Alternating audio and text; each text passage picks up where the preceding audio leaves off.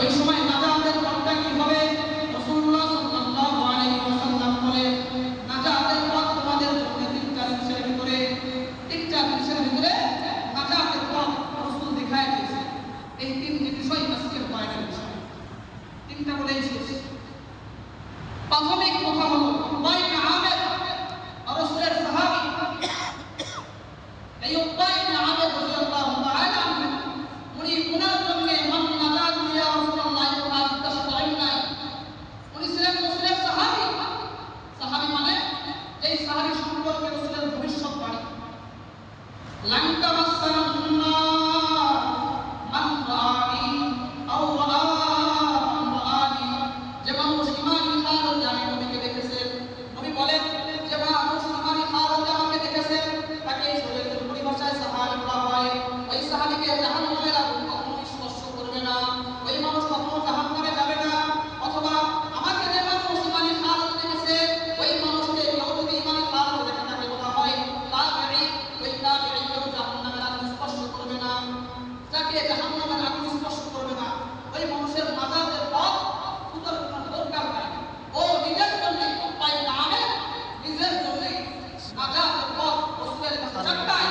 আমার ঘরে মুহাদ্দিসিনে কেরাম লিখেছেন এই উবাই ইবনে আমির রাদিয়াল্লাহু তাআলা রাসূলের কাছে গিয়ে মান নাজাত নাজাতকে মুক্তির পথ কি এটা জিজ্ঞাসা করেছেন।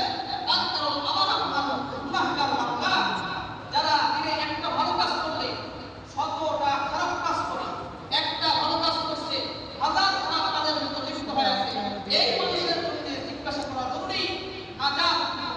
উনি ওনার জন্য জিজ্ঞাসা করেন নাই, উনি আমার আপনার মতো যারা রাসূলের ১৪০০ বছর পরে জন্মগ্রহণ করবে এক ভালো কাজ হাজারো খারাপ কাজ এদের জন্য জিজ্ঞাসা করা হয়েছে মান নাজাত, নাজাতের পথ। আরেকটা জিনিস রাসূলুল্লাহ সাল্লাল্লাহু আলাইহি ওয়াসাল্লাম বলেন as-sahabi kan-nujuum। রাসূল যখন ইন্তেকাল করেন তখন দুনিয়াতে ১৬ লক্ষ সাহাবায়ে কেরাম ছিলেন। নবী বলতেছেন আমার প্রত্যেকটা সাহাবায়ে কেরাম আকাশের নক্ষত্রের মতো। এখন আমরা যখন সফর করি, সফরের ভিতরে বাস ব্যবহার করি, মোটরসাইকেল ব্যবহার করি, কার গাড়ি ব্যবহার করি, দূরের সফর হলে ধনী মানুষেরা বিমান ব্যবহার করে, অনেকে হেলিকপ্টার ব্যবহার করে। আগের মানুষ যখন দূর দূরান্ত সফর করতেন তখন সামুদ্রিকভাবে জাহাজে সফর করতেন, নৌকাতে সফর করতেন, এক মাসের সফর। এখন তো আমার আপনার কাছে স্মার্টফোন আছে, যেখানে মন চাচ্ছে লোকেশন বের করলে মোবাইলে আমাকে বলে দিচ্ছে যে আমি অমুক জায়গায় অবস্থান করতেছি। চিনার দরকার হয় না, লোকেশন থেকে মানুষ যেতে পারে।